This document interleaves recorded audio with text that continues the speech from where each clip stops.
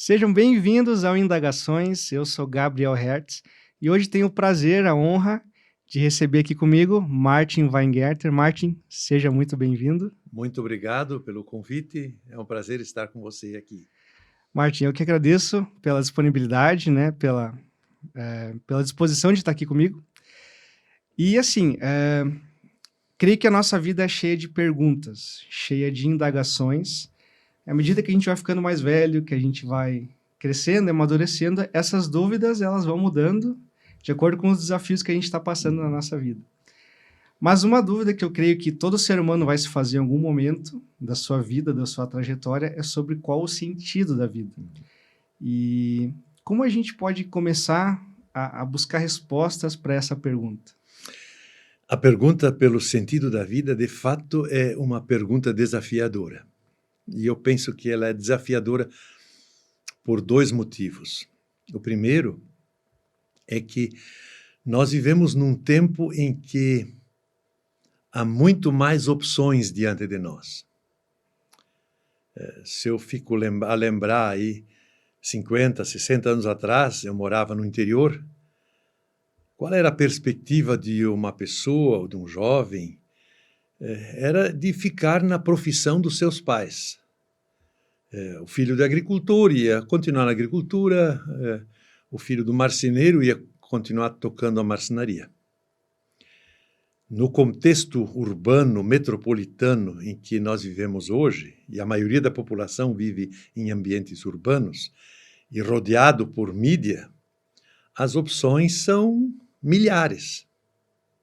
Isso significa que essa multiplicidade, ela complica as escolhas. Então, fazer escolhas erradas hoje em dia é muito mais fácil do que há 50 anos atrás.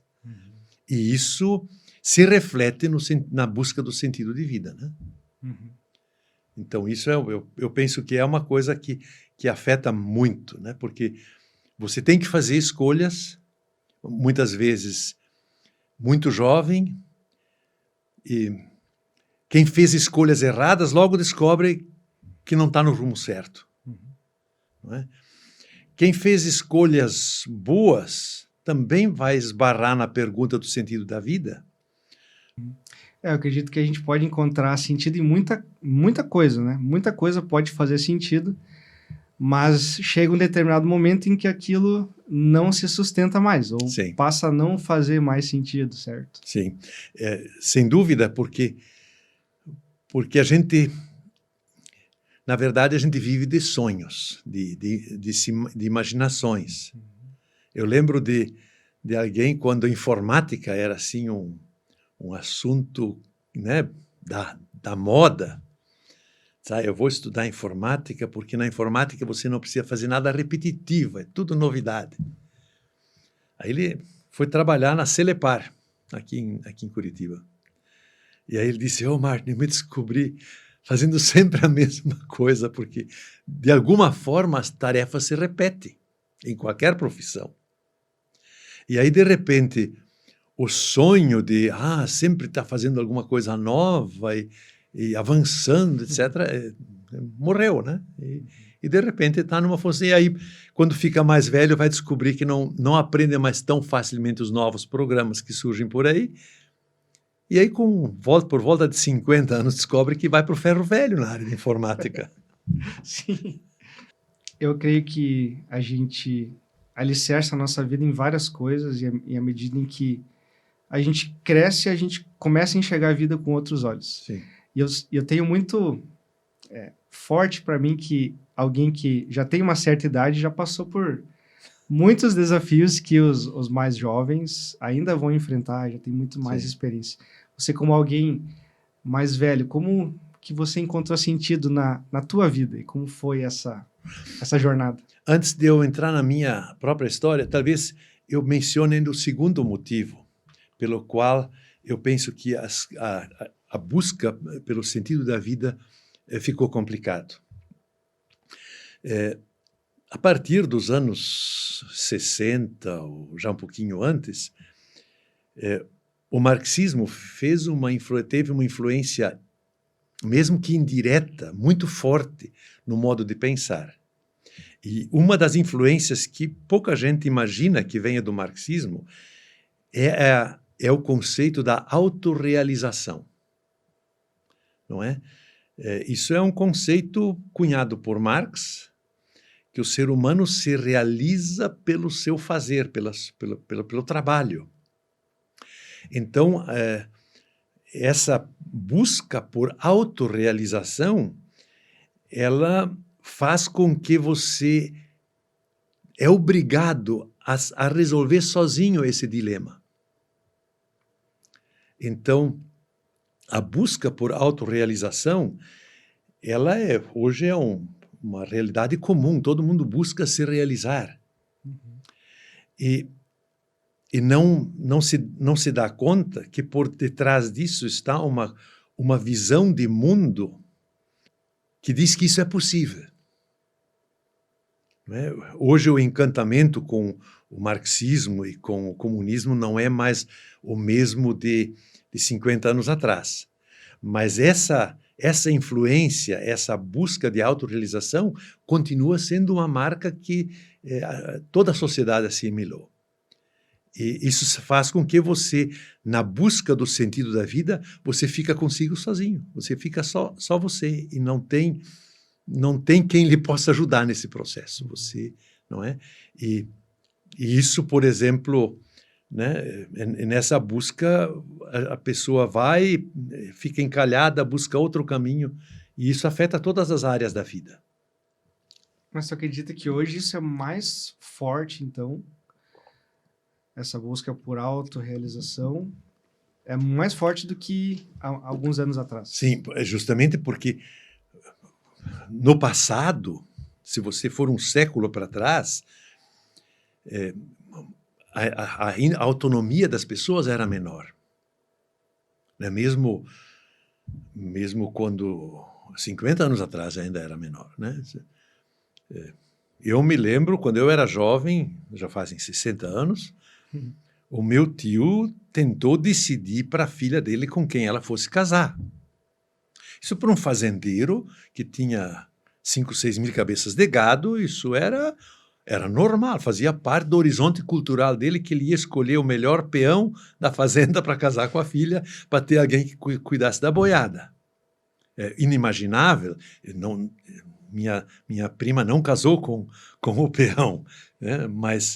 Mas foi assim uma ruptura, porque até então, há um século atrás, quem escolhia o parceiro para uma filha eram os pais, mesmo no Ocidente.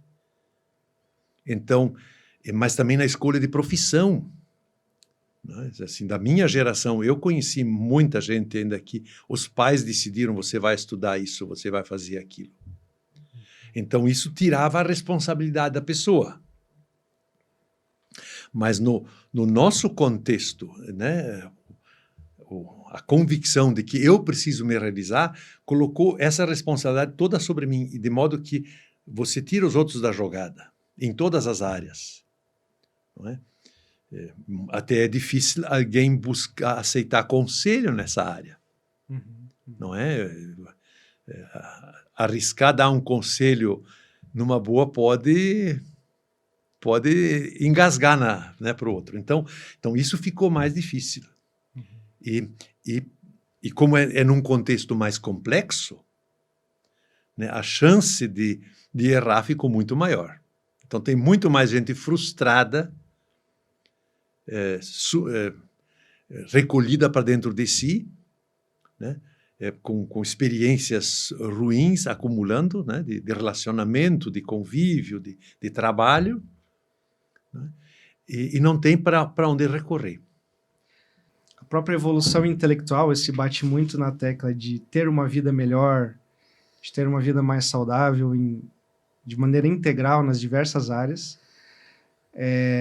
As pessoas apontam muito para o porquê das coisas. Então, para você se realizar no trabalho, no relacionamento, na profissão, muitos hoje estão dizendo: não, mas o porquê você faz isso? Porque está voltando a ser algo debatido que está por trás de tudo aquilo que a gente faz. Né? Então, eu posso fazer algo muito bom E o porquê pode variar. Pode ter um interesse na minha própria pessoa e pode ter um interesse em ajudar o próximo. E o bem pode ser o mesmo, né?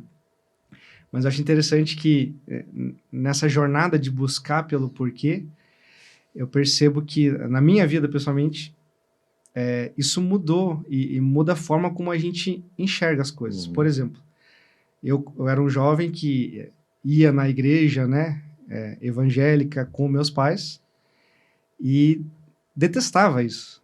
Eu não gostava, no fundo eu não via sentido naquilo. A partir do momento em que aquilo passa a fazer sentido para mim, eu passei a não só deixar de não gostar, como a me interessar muito por me envolver aquilo. O que mudou? Mudou o sentido. Não tinha sentido algum e, de repente, aquilo fez sentido para minha vida e mudou completamente a minha perspectiva. Eu acho que a mudança de percepção, né, nessa caminhada, nessa busca, acontece quando a gente, de alguma forma, descobre que a nossa busca por nós mesmos, ela sempre derrapa pelo nosso egocentrismo, né? Porque, de alguma forma, quando eu estou no comando, na decisão do que eu almejo, do que eu busco, do que eu quero alcançar, do que faz sentido para mim, por mais adequadas que sejam as minhas decisões, por melhores que sejam minhas intenções, digamos assim, a nossa contaminação do nosso eu, né, o nosso vício em nós mesmos, faz a nossa decisão pegar um leve desvio. Seja para a esquerda ou para a direita, mas para os dois lados vai para o brejo. Não é? E um desvio de 1 grau apenas, na hora pode que não se perceba, mas projetado para o futuro, ele vai ser infinitamente distante do objetivo. Não é? Então, a dificuldade... Então, uma das questões básicas para não entrar nessa rota é descobrir o nosso estarmos voltados para nós mesmos, estar ensimesmados, né? Talvez a imagem perfeita disso seja uma estátua de Buda, porque Buda fica olhando para o seu umbigo, não é? Isso é a nossa natureza humana, não é? E tirar os olhos do nosso umbigo e olhar para além dele é algo que requer de uma mudança na vida, não é? Por isso, na Bíblia fala em que Deus precisa abrir os olhos do coração. Quer dizer, é uma visão que não depende da nossa racionalidade, da nossa lógica, ou de nossa vontade, mas é algo que nos precisa acontecer, né? E descobrir que o nosso umbigo não é o sentido da vida, né? Realmente é algo, é um milagre, é algo que precisa acontecer com a gente, não é a gente que produz. Uhum. Já que tu entrou no âmbito da fé, vamos voltar à pergunta, como é que você encontrou sentido na vida, nessa trajetória? Para mim, isso aconteceu no 2º grau. Eu estava encantado com as aulas de ciência, especialmente física. Tudo é regido por causa e efeito, né? O encadeamento dos fatos, e isso nas aulas de física é bonito de ver. Eu me lembro de uma experiência que o professor fez com um pêndulo, uma bola de uns 3 quilos de aço pendurada num fino cabo de nylon, e ele encostou no queixo de uma aluna e soltou a bola, e o pêndulo foi para o outro lado, e quando a bola foi voltando, a menina pulou da cadeira. Mesmo que pelas leis da física, ela sabia que ela ia parar 1 milímetro antes do seu queixo. Né? Então, as leis da física impressionaram. E eu fui para um encontro de jovens, onde tinha um pastor que falou que milagres não existem. Nós ficamos encantados com isso, né? Encantados porque ele mencionou uma narrativa da Bíblia que fala que Jesus acalmou uma tempestade e que o vento e as ondas do mar pararam, do mar da Galileia. E esse pastor disse, pois é, mas isso não existe, que a inércia das ondas e a força do vento parem assim de uma hora para outra por causa da palavra de alguém. E nós éramos uns 30 ou 40 segundaristas encantados com o que nós ouvimos.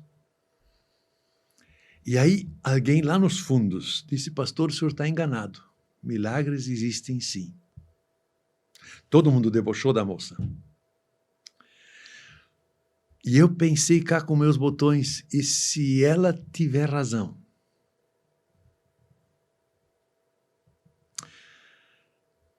E para ter essa resposta, eu fui estudar teologia. Então, a grande busca foi justamente essa, né? Como encontrar? E para mim, nesse processo, essa pergunta dessa moça, eu nunca mais a encontrei, não sei quem, não lembro mais quem é, não conhecia ela, mas ela me fez perguntar. E com isso, Deus me abriu os olhos para enxergar uma realidade que não cabe nas coordenadas da nossa lógica.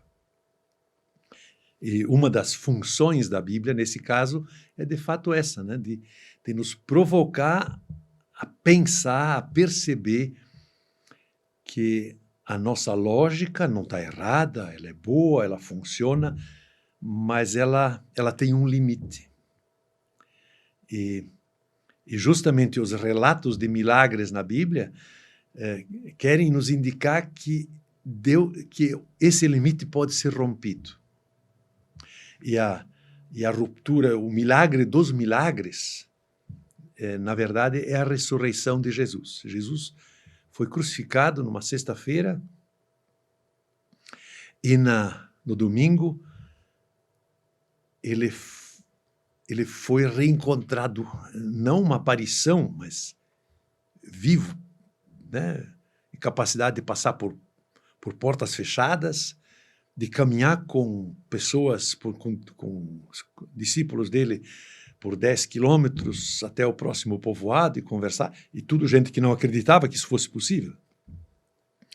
E a última testemunha dessa ressurreição foi uma das pessoas mais brilhantes da época, que foi o apóstolo Paulo, um inimigo feroz do evangelho que jamais aceitava que isso fosse possível e que foi transformado assim num abrir e fechar de olhos, num defensor e proclamador dessa notícia para todos os lados.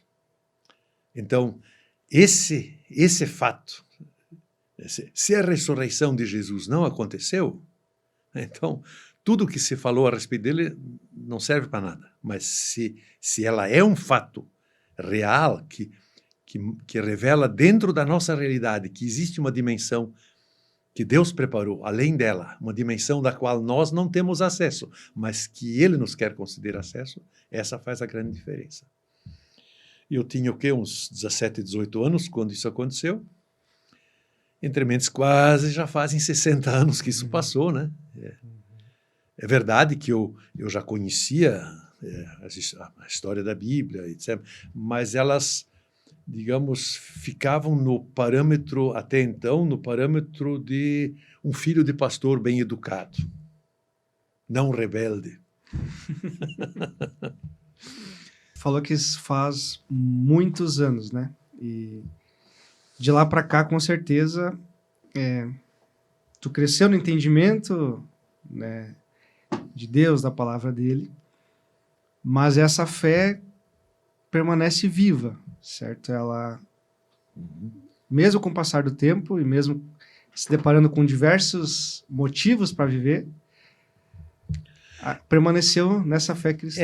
Ela acaba moldando o modo de viver, não é? Então, e a gente passa por 60 anos, a gente passa por muitas situações diferentes, né?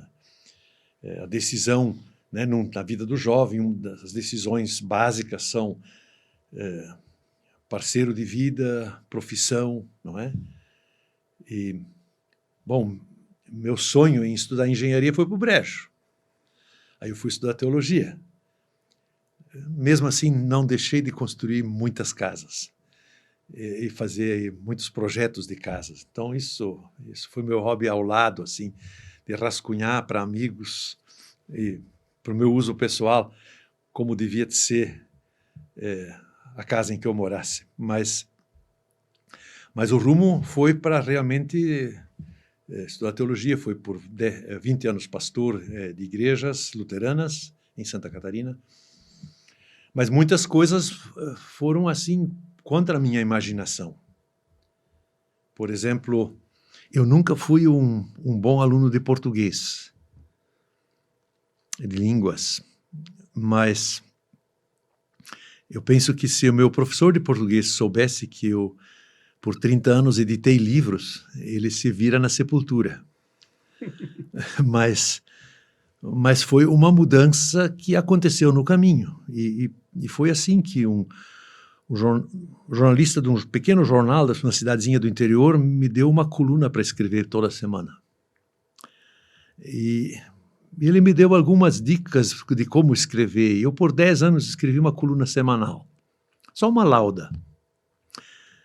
Mas isso foi minha aula de redação. E que me levou mais tarde para trabalhar na edição de livros. Eu sempre sonhei em ser pastor de uma cidadezinha no interior, mas nos últimos 30 anos fui professor de teologia aqui em Curitiba. Então, os rumos que a gente vai, as decisões que toma, elas de repente não estão mais no controle da gente. Não é? Então, as decisões, aprender a perceber que não é eu que decido o sentido da minha vida, mas eu estou na mão de alguém que criou a minha vida, fez a minha vida, me deu a vida, me presenteou com a vida e que tem um rumo para ela. Então, a descoberta desse rumo, né? Claro, isso não impede que a gente não decida. Né? A decisão do parceiro de vida. Foi uma decisão difícil, porque convencer a minha esposa a namorar comigo foi um capítulo difícil. Foi um capítulo difícil. Mas convenceu. Mas levou 7 anos. Levou 7 anos. Trabalhou duro, mas deu certo. Mas, para dizer bem a verdade, eu tinha mais certeza do que ela na ocasião. Mas foi muito interessante quando, no casamento, o meu pai contou um pequeno lance de que, assim, meio brincando, dizendo que o avô da minha esposa estava prevendo que o filho dele ia ter 7 filhas e que ia ser difícil casar todas elas. Então, o avô da minha esposa resolveu financiar o berço de um futuro. Então, eu nasci 2 anos antes da minha esposa, mas o avô da minha esposa financiou o berço no qual eu fiquei como bebê. E o pai contou isso no nosso casamento, eu não sabia dessa história. Olha só. Mas para mim ela foi um sinal de que Deus estava guiando a nossa vida muito além do que a gente imagina. Não é? E isso é importante a gente perceber, e isso não significa que a gente não passa por dificuldades. Né? Caminhar na fé não significa que o meu o meu egoísmo inato, a minha teimosia inata desaparece. Mas o que nós aprendemos, minha esposa e eu aprendemos, que nós temos que aprender a lidar com isso. Sob o guiar de alguém que é maior do que nós. Por isso a briga, machismo e feminismo, ela morre num relacionamento assim. Não é? A gente aprende a construir uma relação de serviço mútuo sob o senhorio, sob o comando de alguém que é maior. Então, a pergunta-chave não é o que eu quero, mas o que ele, o Senhor, quer. E a resposta é simples, né? Deus quer o bem do outro, não o meu. Então, minha principal tarefa é buscar o bem da minha esposa, e a tarefa dela é buscar o meu bem. Então, nessa mutualidade, aprender não a aceitar as fragilidades do outro, não, ajudar o outro a superá-las. Não é? Então, nesse processo a gente se descobre guiado. E nesse guiar de Deus, ele, além de ser essa imagem que é muito divulgada, é muito espalhada de Deus, um Deus que nos protege, que nos guarda, que nos abençoa, mas uma caminhada real com Deus nos dá umas invertidas muito grandes, né? Como eu tinha citado, eu fui de alguém que detestava a igreja, que não gostava de estar lá, de repente eu me vi sendo transformado quase que contra a minha vontade, assim, eu pensei, nossa, eu estou me tornando aquilo que eu criticava, que eu não gostava, aquilo sempre me incomodou, de repente eu percebi, não, eu estou me tornando isso, eu não queria, mas é mais forte que eu, e de repente eu passo de alguém que rejeita para alguém que busca, que quer agregar, que quer estar junto. E o processo, esse processo de aprendizado não termina. Porque, digamos, uma coisa é dos desafios que você tem vamos dizer, entre 17 e 25 anos. Né? Para mim, as decisões de parceiro de vida, profissão e caminhada de rumo de fé aconteceram nesse período. Depois vem os desafios que a vida traz, né? O convívio de família, os desafios de trabalho, não é? E é assim que as invertidas não são, né? O Brasil vive num contexto em dizer assim, você é crente, então você passa bem em tudo, tudo é bênção. Não. A fé justamente se revela na hora da dificuldade, né? Por exemplo, da doença.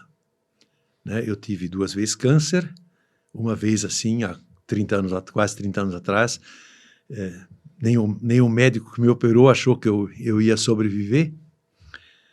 Ele fez uma cirurgia de risco, mas graças a Deus, mais 1 ano de quimioterapia não é fácil de suportar. Então, aprender a aceitar as coisas difíceis como um propósito de Deus é algo que faz parte dessa caminhada.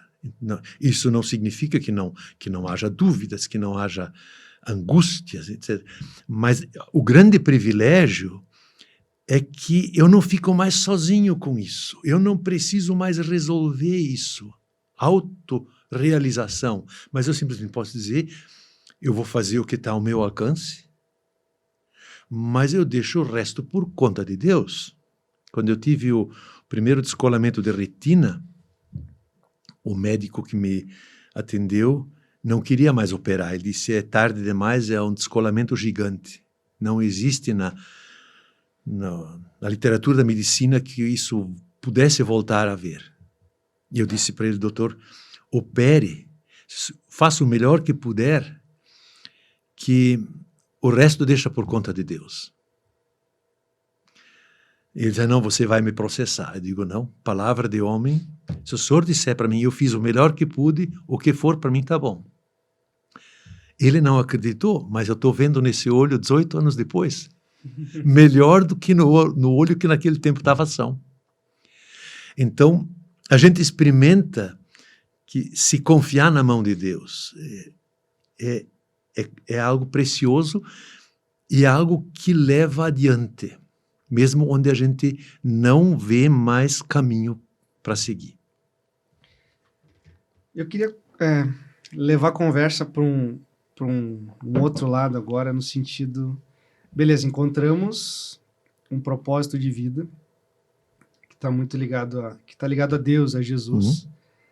Mas como a gente lida com o nosso próximo, que tem os mais diversos tipos diferentes de propósitos, Uhum. né? E a gente tem uma missão, digamos assim, de compartilhar o que tem feito sentido para a nossa vida. Mas eu, fazendo uma análise, percebo hoje que existe duas realidades extremas, assim. Então, eu te atinjo à medida em que o teu propósito não é o mesmo que o meu. Eu tento, né, quase que impor isso a ponto de te ferir, de ser muito duro quanto a isso.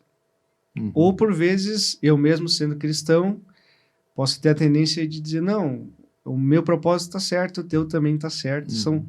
São duas linhas muito extremas. Assim, como a gente consegue chegar no equilíbrio de eu preciso levar adiante o amor de Cristo, a verdade de Jesus, mas respeitando que o meu próximo tem uma outra construção e pode ter outros tipos de pensamentos. Nós vivemos... A diversidade não é só nas opções profissionais e de vida, também as opções de pensamento, de objetivos, de sonhos, né?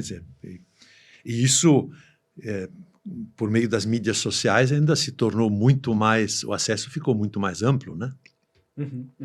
Porque antes do surgimento das mídias sociais, no máximo você tinha duas ou três rádios para escutar e talvez 2 canais de televisão, né? E você podia desconfiar dos enlatados que lhe davam. Mas na multiplicidade de coisas que se oferece hoje, eu penso que na Bíblia tem uma palavra muito simples, uma comparação muito simples, que diz que nós devemos agir como perfume. Perfume invade o espaço de modo agradável. A diferença de perfume e fedor é justamente isso, né? Então, o apóstolo Paulo escreve que a gente é para ser o bom perfume de Cristo. Então, e a maneira básica de ser um bom perfume de Cristo é, em primeiro lugar, ser coerente em seu modo de viver. Quer dizer, as pessoas olham para a gente como a gente vive. Mesmo o ateu mais convicto, tem uma noção mínima de como um cristão devia de agir. E se o cristão não age de acordo com o padrão mínimo que o ateu tem, ele vai lascar em cima. Não é? Então, o primeiro grande desafio é de coerência de vida. E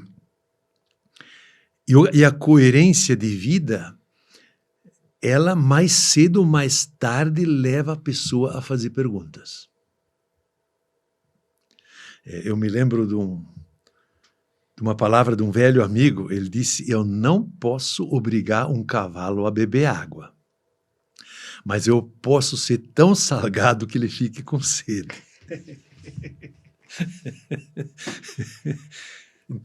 Então, nesse sentido, né, a pergunta muito mais ampla e fundamental é que dá às pessoas a chance de conhecer a gente no nosso estilo de viver. Nós acabamos de voltar de visitar os nossos filhos na Europa, e a Europa é muito mais secularizada do que o Brasil. E muito mais individualista. Eu fui visitar um casal de amigos num povoado, nas montanhas da Turíngia, mais ou menos 500 moradores. Na igreja, no culto, tem só aquele casal, 2 pessoas, e uma vez por mês o pastor faz um culto só para os 2. E eles moram há 11 anos naquele lugar e lutam com grande dificuldade para comunicar e contactar as pessoas à volta. Mas isso é o desafio. Fazer alguma coisa que faça a gente sentar junto, porque nesse contexto individualista as pessoas estão solitárias, mas a gente tem que vencer a ponte.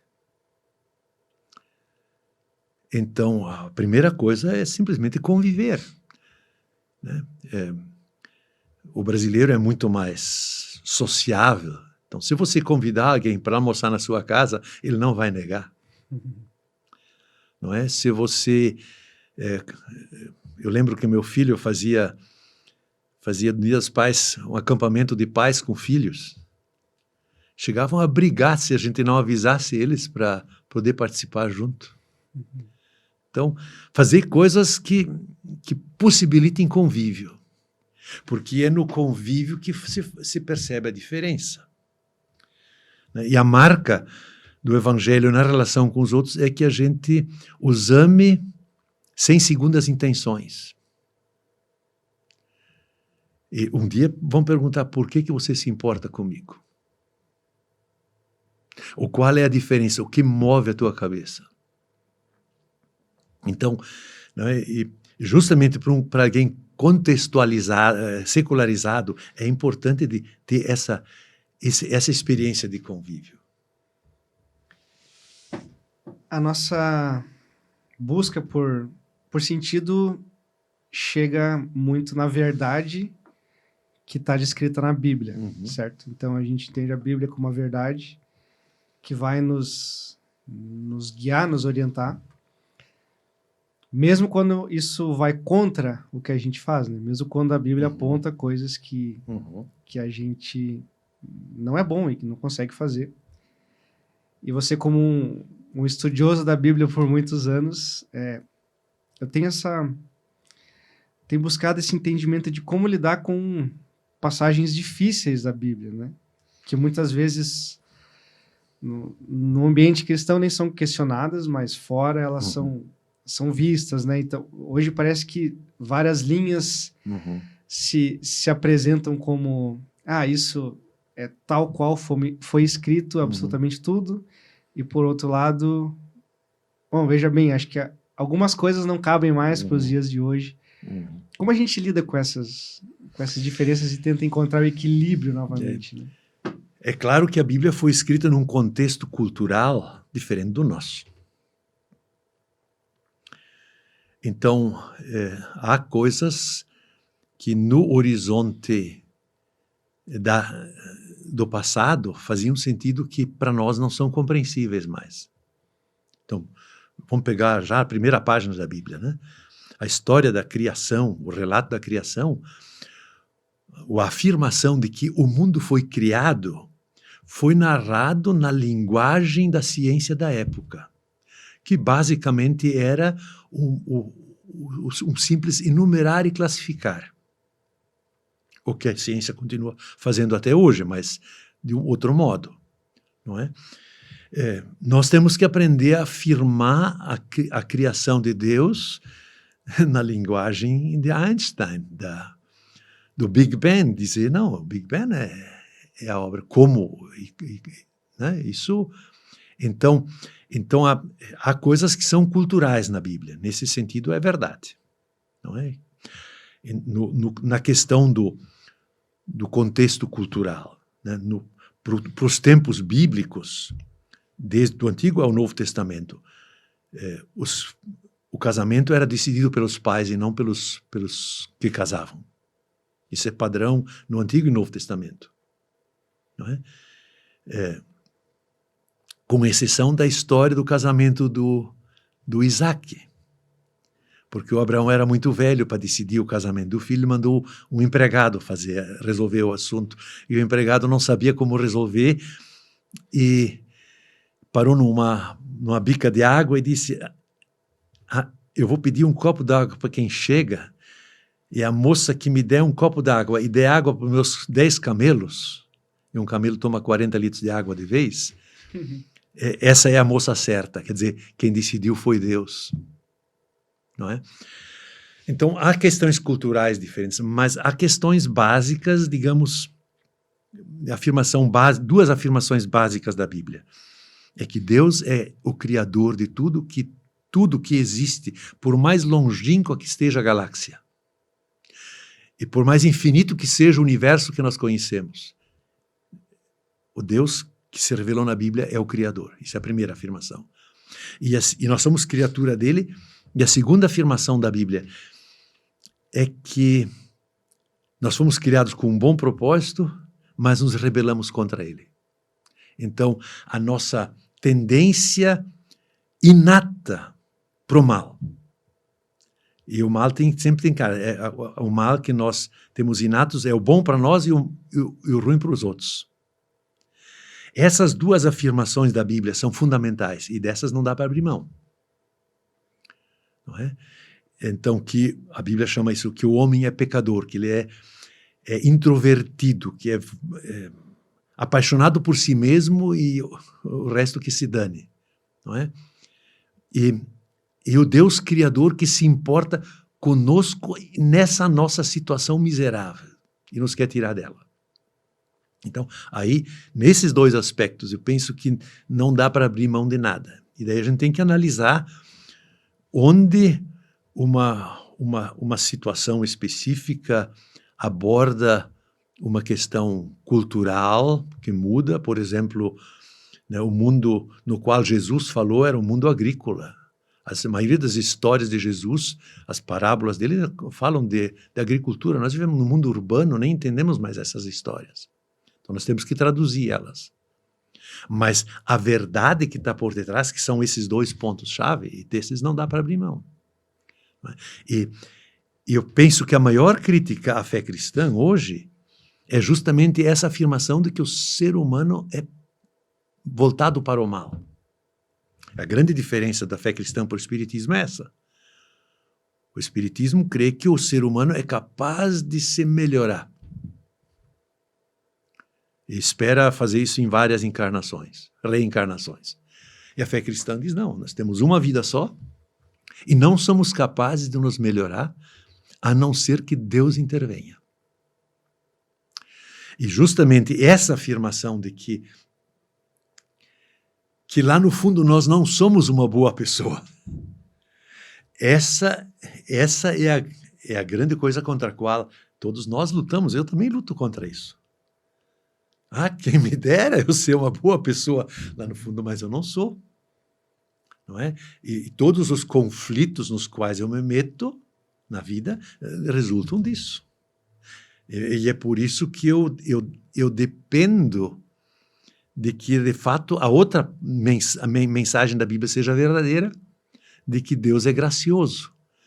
Tão gracioso que ele se importou com a humanidade de tal forma que ele mesmo, em seu Filho, se sacrificou em nosso favor. Então, que esse propósito, essa libertação do nosso mal, é um processo que já começou. Eu não posso dizer, eu não sou mais o mesmo cara raivoso que eu era aos 17 anos. Mas minha natureza ainda continua a mesma. Se você perguntar, mas por que Deus não muda isso vapt-vupt? Porque ele teria que nos destruir. Então, a promessa do testemunho bíblico, a promessa de Deus é que ele há de nos levar para uma realidade que é fora dessa nossa realidade atual. Como isso é, não sei. A Bíblia não diz. Ela só diz que não vai ter lágrima, não vai ter dor, não vai ter sofrimento, não vai ter malícia, não vai ter mal. Né? O profeta Isaías diz: a criança e a jararaca vão brincar juntos. O leão e a ovelha vão pastar juntos. Né? No modo de dizer, toda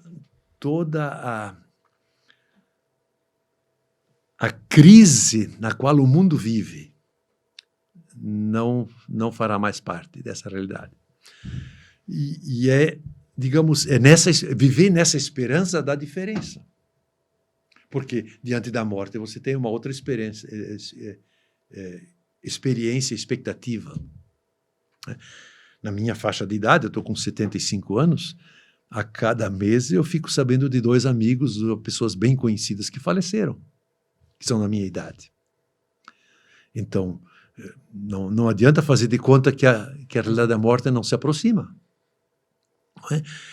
Mas, por mais que eu goste de viver, por mais que a vida seja um belo presente de Deus, eu vivo da esperança de que há algo melhor. Não é? Então, vivendo dessa esperança, pode ser que, de momento, um vizinho, um colega não queira saber dela.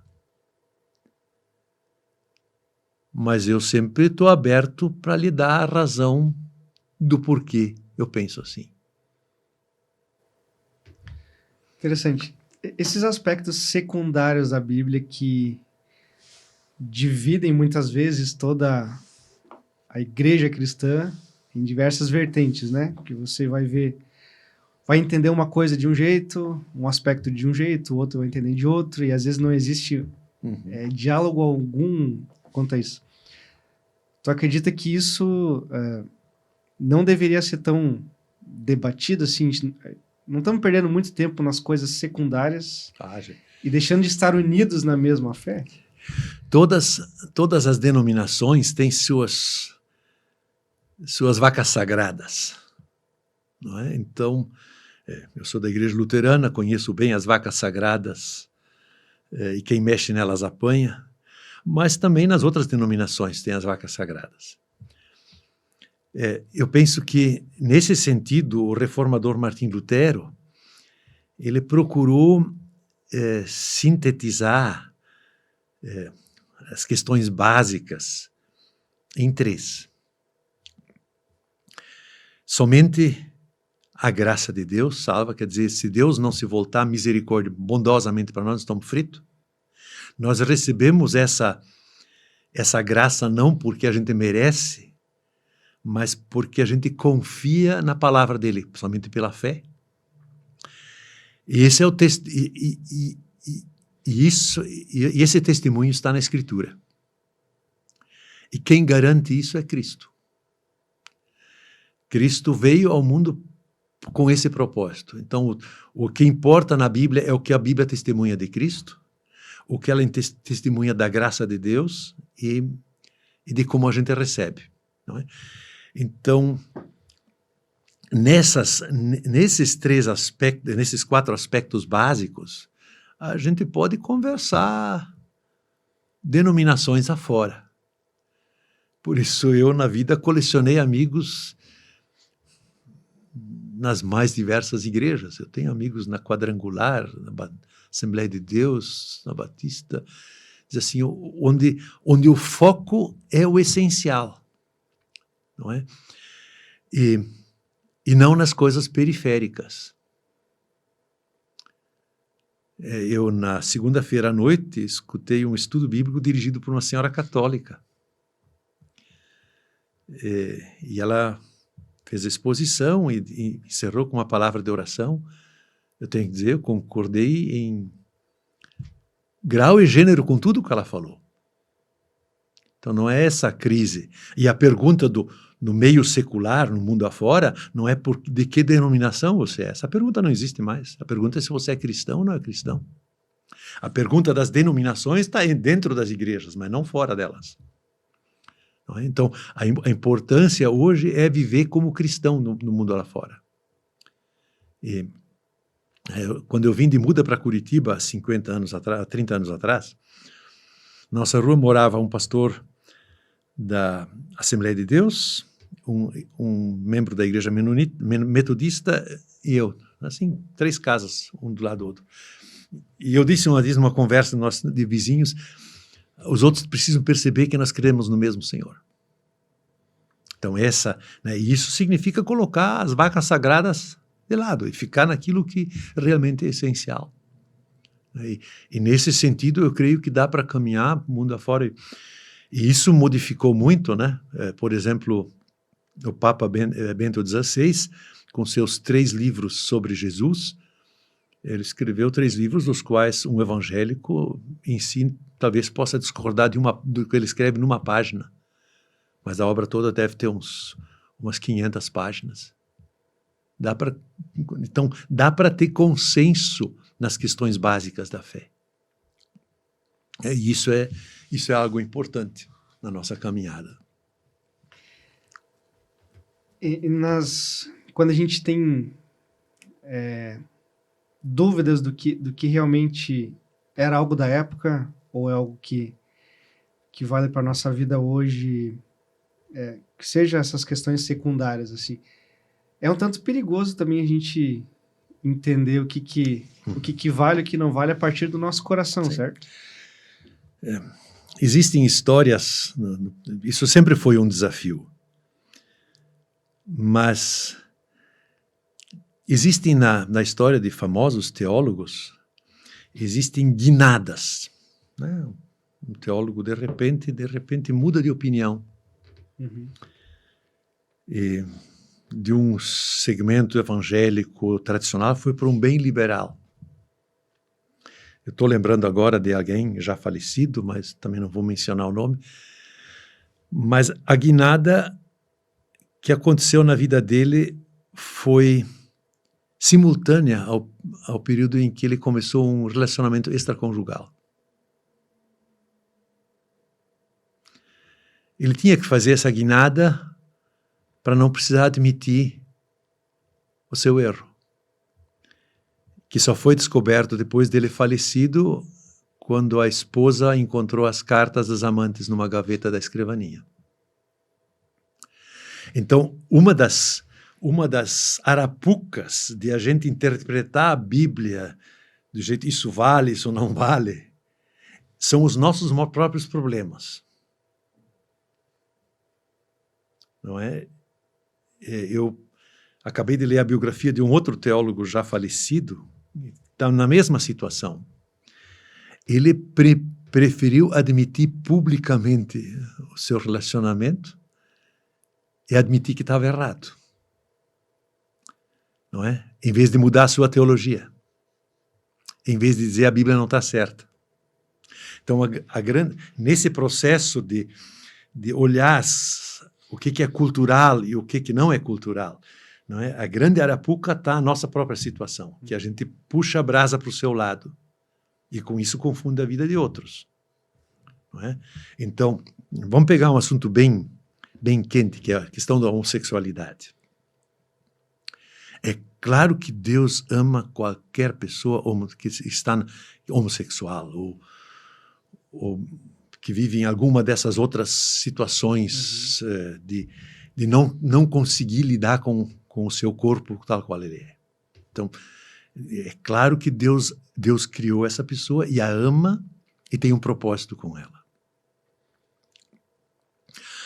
Agora, a Bíblia é clara em dizer que ao criar o ser humano, Deus o criou como homem e mulher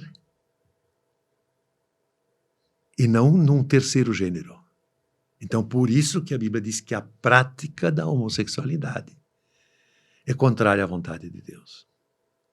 Mas, da mesma forma como a prática da homossexualidade é contrária à vontade de Deus, lograr o parceiro comercial financeiramente é contra a vontade de Deus.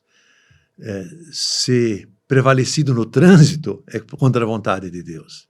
Então, né, muitas vezes se olha assim, não, passar a mão, lograr alguém financeiramente é um pecadinho, a homossexualidade é um pecadão. Não, é um desvio, tudo é desvio do rumo de Deus.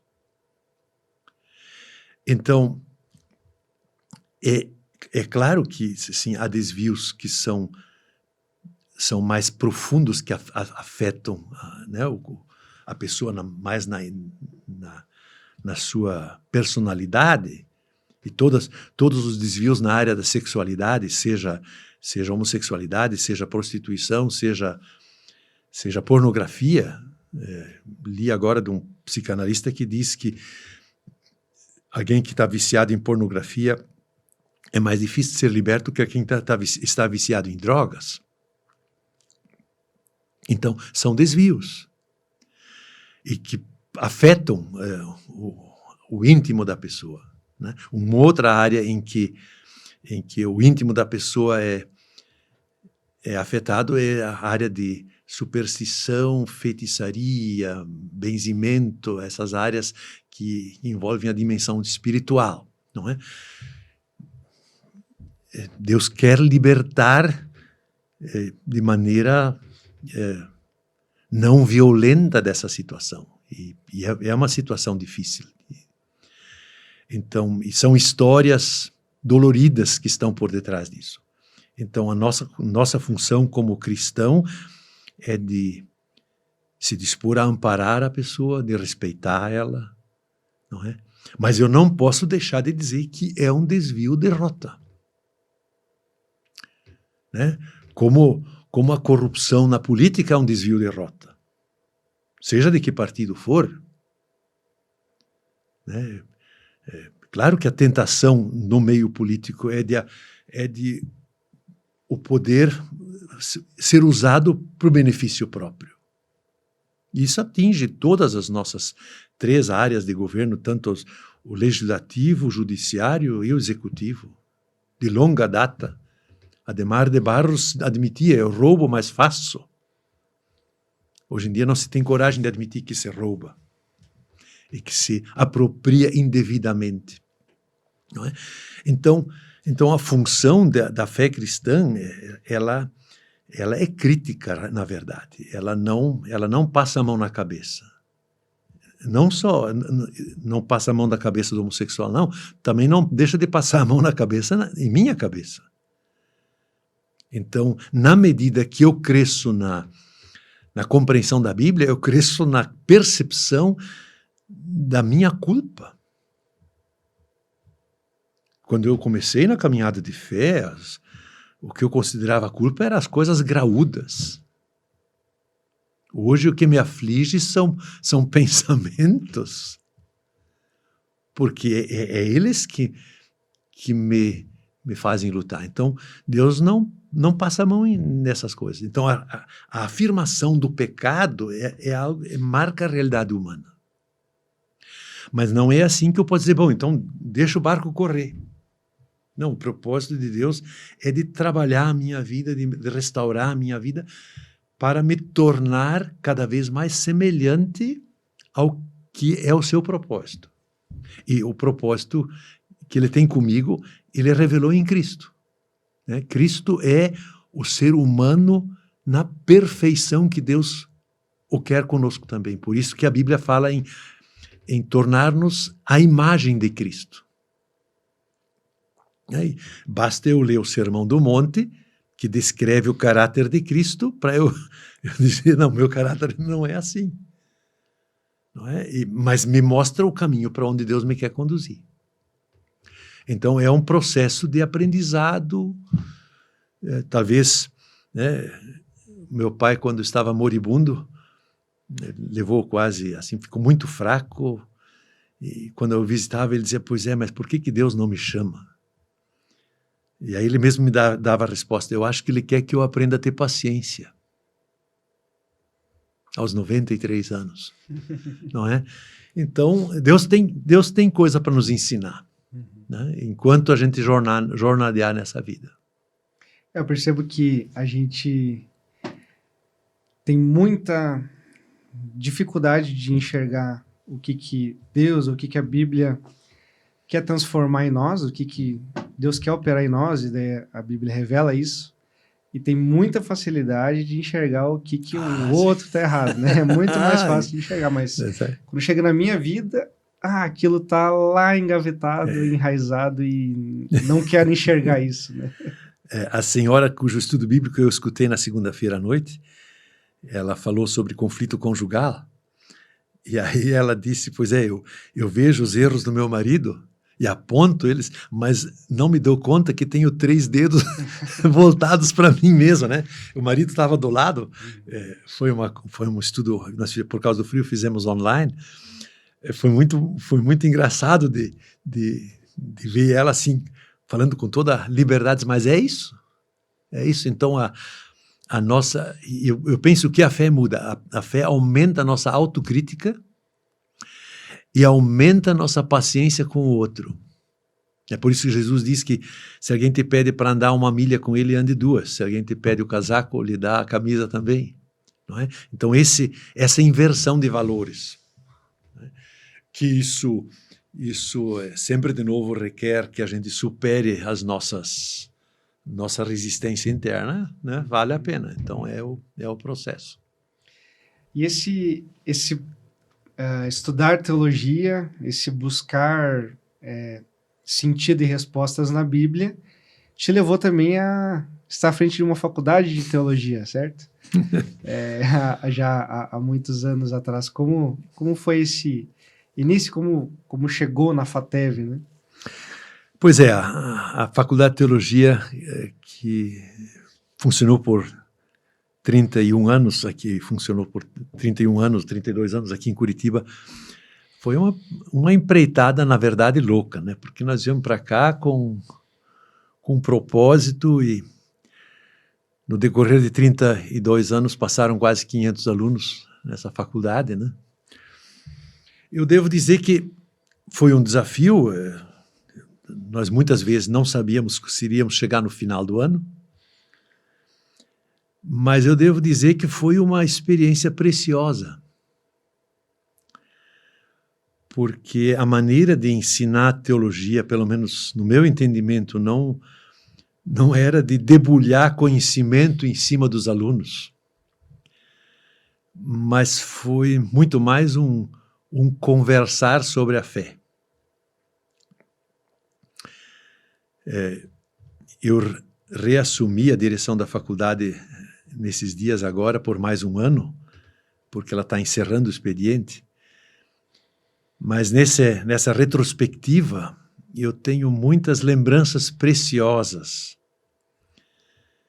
de poder ter acompanhado jovens, alguns nem tão jovens, mais tão jovens, num processo de crescimento. E acho que a coisa mais bonita que eu posso fazer hoje é circular por onde trabalham muitos desses jovens, ou fazer contato com alguém e ver como eles articulam, exercitam a sua reflexão, seu aprendizado de pensar o testemunho bíblico no seu contexto. Então, no fim do ano passado, minha esposa e eu fomos visitar alguns ex-alunos no Mato Grosso. Trabalham em condições bem diferentes do que eu trabalhei como pastor, mas uma coisa me chamou a atenção. Não são igrejas grandes, mas eu fiquei impressionado que conhecem todos os membros pelo nome. Quer dizer, o seu trabalho de missionários e pastores é um trabalho que se envolve com as pessoas. Especialmente uma aluna me chamou a atenção que ela já está há muitos anos naquele lugar e atendia 2 igrejas e uma ficava a 200 quilômetros de distância. No Mato Grosso, voltar depois num programa sábados à noite, às 11 da noite, no meio da ela fez esse caminho por muitos anos à noite, tendo medo de que uma capivara ou uma anta ou uma onça atravessasse o caminho. Mas é bonito de ver isso, onde alguém se dedica a pessoas e eu penso que é uma das marcas fundamentais de uma teologia coloquial na vivência da vida das pessoas. Então isso eu acho que é uma coisa que valeu a pena fazer, mesmo que a faculdade encerre o expediente, não é? Mas talvez a mudança seja que as igrejas precisam descobrir que nós precisamos ensinar teologia nas igrejas locais e capacitar lideranças, porque faculdades de teologia é uma coisa que existe há uns 600 anos, antes disso não havia. Então, não é necessário que a formação de teologia aconteça nos moldes tradicionais, né? Nos Estados Unidos tem uma igreja luterana que reconhece 3 faculdades online e exige dos seus alunos que eles tenham um mentor local. Então, deve ter caminhos para andar por isso. Mas eu creio que eu sempre gostei de estudar, de lecionar, desse convívio. Talvez isso me manteve um pouco mais jovem, mas também me enriqueceu. Eu devo dizer que eu aprendi muita coisa com os alunos, com seus desafios, também com suas respostas e opções. Então, devo dizer que foi uma vida muito rica, muito variada, né? Eu, como estudante, sou muito grato a ti por ter, né, iniciado a FATEV e, né, construído ela com tanto empenho durante os anos, né? E por ter pessoalmente deixado morar na tua casa, né? Por alguns anos. Foi uma experiência muito transformadora e marcante na minha vida. Tu falou que tu retorna a direção agora para essa parte final. Como tu se sente voltando à FATEV agora, depois de tantos anos? Pois é, eu tô começando a sentir, né? É um grupo pequeno de alunos que precisa poder concluir o curso, não é? Tem mais um ano e meio pela frente. Então, para não fazer eles procurar um outro curso que não reconheça os seus créditos já feitos. Então, eu quero ajudar eles a concluir essa etapa, né? E é um pouquinho de nostalgia, tem nesse pedaço, né? Mas eu vejo, no seu caso, né? Eu acho que existem outras opções de exercer o ministério. Então, aí, trabalhando com as mídias sociais, não é meu chão, né? Tem técnica demais envolvendo nesse assunto, mas eu creio que é uma necessidade, é um desafio, né? De trazer bons conteúdos para as mídias, né? E as modalidades de exercício de ministério são outras. Né? No nosso estudo bíblico de segunda-feira à noite, um participante contou de uma experiência. Ele é professor na área de... ele é engenheiro de formação, mas ele dá aula na área de pesquisa, alguma coisa assim, né? Ele contou uma experiência de uma conversa que ele teve com um motorista de Uber, que não o deixou desembarcar por 1 hora do carro. Hoje em dia, o ministério cristão não acontece nas igrejas, acontece nessas situações bem imprevistas. E nós precisamos capacitar os cristãos a exercer o ministério. E a conversa dele com o motorista foi justamente o nosso tema do estudo, conflitos conjugais. Né? E ele disse, bom, no fim eu disse tudo que eu sabia. Aí o motorista perguntou, se você é padre? Não. Você é pastor? Não. É professor universitário. Não é? Então, num táxi, né? Com pessoa que nem era com seus alunos. Então, queira Deus nos conceder a habilidade de articular esse bom perfume de Cristo nos diferentes ambientes que estamos. Amém. Amém. Martin, muito obrigado pela tua presença aqui, por disponibilizar esse tempo para a gente ter essa conversa boa. Gostei muito. Eu já sabia que tu fazias essas conversas, estava curioso como funciona. Não, foi muito bom estar com você e me provocando para um outro tema. Pode voltar a te convidar. Posso te convidar novamente, então? Tranquilo. Obrigado. Para você que nos acompanhou até agora, muito obrigado. Foi uma longa conversa, mas com certeza nos agrega muito à nossa vida. Então, se você ficou até aqui, fica o meu muito obrigado também. Não deixe de curtir, de acompanhar o conteúdo que a gente tem feito aqui com muito carinho.